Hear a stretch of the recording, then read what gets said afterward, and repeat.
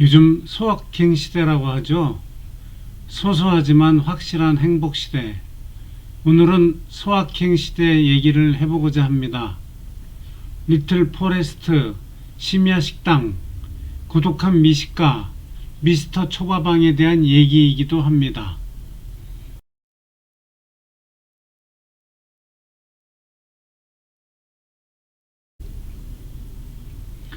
코로나19가 유행한 이후에 사람들은 더 이상 과거처럼 많은 사람들이 만나고 어울리는 것이 이제는 어렵게 되었습니다.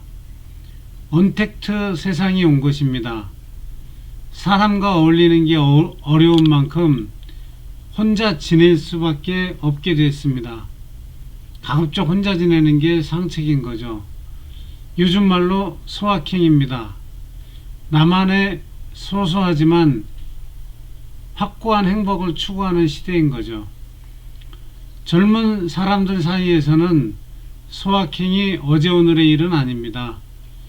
더 이상 큰 꿈을 꾸지 않는 세태인 것이죠.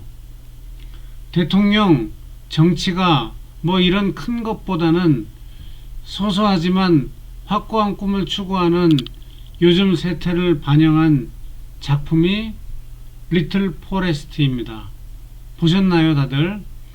일본 만화가 원작이고 일본과 한국에서 영화로 나왔습니다. 도시 생활에 지친 젊은 여성이 고향으로 돌아와 사회적으로 고립된 채 농사일하고 음식 해먹는 아주 단순한 스토리입니다. 그나마 친구들과의 교류 등을 많이 넣은 한국 영화에 비해 일본 영화는 친구와의 교류도 없고 철저히 외롭고 고독합니다. 일본보다는 한국이 아마도 사회적 교류에 더 적극적이고 관객들도 그런 성향일 것이기 때문에 넣은 양념일 것입니다. 그래도 기본적으로는 자발적 고립을 택했다는 점은 공통입니다. 이 속에 경쟁이 뒤지는 것은 아닌가 이런 불안감은 없습니다. 하루하루 행복하게 살아갑니다. 고독하지만 행복은 멀리 있지 않다는 것을 보여주는 영화입니다. 소확행 시대에는 요리를 소재로 하는 작품이 많습니다. 어차피 매일 먹어야 하는 요리, 누구나 행복을 느끼는 요리, 그 요리를 내가 해먹을 때 행복이 가까이 있음을 느끼기 때문일 것입니다. 같이 먹는 게 귀찮을 때가 있습니다. 즐거운 시간인데 굳이 다른 사람 눈치 볼 필요 있나? 같이 먹어야 한다는 혼자 먹기 싫다는 강박감만 없으면 혼밥도 얼마든지 즐거울 수 있습니다. 이미 혼밥도 새로울 게 없는 현상입니다. 그 전형이 고독한 미식가입니다. 이 작품 역시 일본 만화로 시작했습니다. 그러다가 영화와 드라마로 퍼져나갔습니다. 작품 속 남자 주인공은 1인 무역업자입니다. 오파상이죠. 그러다 보니 혼자 밥 먹는 일이 많습니다. 독신이기도 합니다. 출장 나간 지역의 음식점을 찾아가서 맛있게 먹는 내용입니다. 굳이 맛집을 검색해서 일부러 찾아가지 않습니다. 바이오와의 약속이 끝난 후 식사 시간이 되면 주인공은 갑자기 허기를 느낍니다. 아주 갑자기. 그래서 허겁지겁 그 동네 식당을 뒤져 가장 맛있는 마음에 드는 집을 찾아갑니다. 아주 간단한 스토리입니다. 단조로운 스토리입니다. 그런데 재밌습니다. 주인공이 매우 맛있게 먹습니다. 엄청 먹습니다. 양이 장난 아닙니다. 그리고 요리 하나하나를 소개하는 스토리텔링의 수준이 만만치 않습니다. 스토리텔링은 일본이 강합니다. 일본 영화나 만화는 소재는 지루하고 단순하지만 디테일이 강합니다. 그 강한 디테일 때문에 세세한 묘사를 통해 별 볼 일 없는 스토리를 재밌게 만드는 재주가 있습니다. 세부 묘사에 강한 일본, 끝없이 내부를 지향하는 일본인답습니다. 요리를 소재로 하는 일본 만화가 또 있습니다. 시미야 식당. 번화가에 있는 작은 식당, 시미야에만 하는 식당이 주무대입니다. 마스터라고 불리는 주방장이 운영하는 이 식당은 아주 작은 식당입니다. 주방과 연결된 식탁, 바라고도 불리죠. 식탁과 작은 테이블이 3개 정도 있는 식당입니다. 메뉴도 별게 없습니다.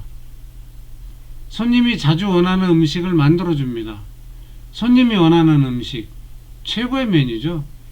그 요리에 스토리가 담겨 있습니다. 왜 그 요리를 그 손님은 원하는지, 어떤 사연이 담겼는지, 간단한 요리 안에 담겨 있는 스토리, 우리도 자주 먹는 요리에 추억이 담겨 있습니다. 어릴 때 식구들이 밥상에 둘러앉아 먹던 김치찌개 혹은 된장찌개, 그 요리에는 어머니가 떠오릅니다. 그 요리에는 어릴 때 내가 있습니다. 그 요리에는 둥근 밥상이 있고요. 그 요리에는 형제들이 있고, 그 요리에는 어릴 때 내가 살았던 방과 집이 떠오릅니다. 그리운 옛 추억, 스토리텔링 수준이 극적 반전 없는 심야 식당에 생명력을 불어넣습니다. 요리 만화 중 가장 재밌게 봤던 것은 미스터 초밥왕입니다. 예전에 유명했던 만화책이죠. 어른이 된 후에 본 만화책입니다. 저의 경우엔. 그런데 어른이 봐도 만화가 이렇게 재미있을 수 있구나 감탄했습니다. 도쿄 초밥집에 근무하는 어린 소년이 일본 최고의 초밥왕이 되어가는 과정을 그렸습니다.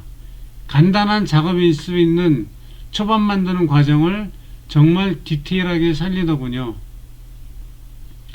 보잘것 없을 수 있는 초밥 하나가 그것의 추억을 갖고 있는 사람에게는 얼마나 소중한 선물일 수 있는지, 그 간단한 초밥을 만들기 위해 얼마나 많은 정성을 담아야 하는 것인지, 보면 볼수록 미스터 초밥왕은 감동의 도가니입니다.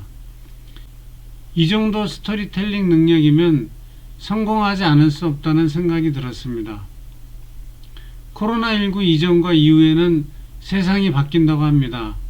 이제는 과거처럼 많은 사람이 모여서 즐겁게 지내기는 어려워질 것 같습니다. 사람들은 많은 사람이 모이는 곳을 무서워합니다. 피하고 싶어 합니다. 언택트 시대는 생각보다 장기화될 것입니다. 백신이 나오려면 1년 반 정도 걸린다고 하죠. 그동안에는 사회적 격리가 느슨해졌다가도 무슨 일 생기면 다시 금방 강화될 것입니다. 그런 가운데 사람들은 점점 많이 모이는 것에 대한 두려움이 생길 것입니다. 백신이 나와도 언제든지 바이러스는 변종이 나올 가능성이 있습니다. 환경 파괴로 야생동물과 인간의 접촉이 넓어졌고, 그렇기 때문에 어떤 바이러스든지 다시 인간에게 침투할 가능성이 높아졌다고 합니다. 식당 방문이 무섭습니다. 함께하는 회식이 두렵습니다. 결국 혼자 먹거나 주문해서 집에서 먹거나 직접 요리해서 먹거나 그럴 것입니다. 이런 소확행의 시대, 나홀로 요리 시대를 맞아 리틀 포레스트, 심야식당, 고독한 미식가, 미스터 초밥왕에 대해 살펴보았습니다. 좋아요, 구독 꼭 부탁드립니다.